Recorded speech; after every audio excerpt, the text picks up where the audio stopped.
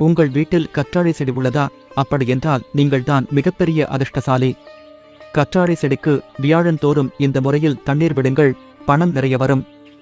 வாஸ்துபடி மேற்கு திசையில் கற்றாழை செடி வளர்த்தால் பதவி உயர்வு, வேலையில் நல்ல முன்னேற்றம், தொழிலில் லாபம் போன்றவை கிடைக்கும் என்று சொல்லப்படுகிறது.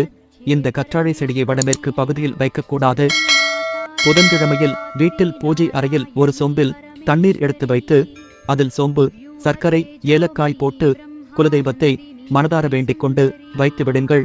இது ஒரு நாள் முழுவதும் அப்படியே இருக்கட்டும். அடுத்த நாள் வியாழக்கிழமை அன்ற இந்த தண்ணீரை கொண்டு போய் கற்றாழை செடிக்கு ஊற்ற வேண்டும். இந்த தண்ணீரை ஊற்றும் போது பணத்தடை நீங்க பணம் வரவு அதிகரிக்க வேண்டுமென்று மனதார வேண்டிக் கொண்டு ஊற்றுங்கள். இந்த பரிகாரத்தை தொடர்ந்து செய்து வரும்போது பணவரவு அதிகரிக்கும் என்று சொல்லப்படுகிறது. அதேபோல் நீங்கள் கடனாக கொடுத்த பணமும் திரும்ப கிடைக்கும்.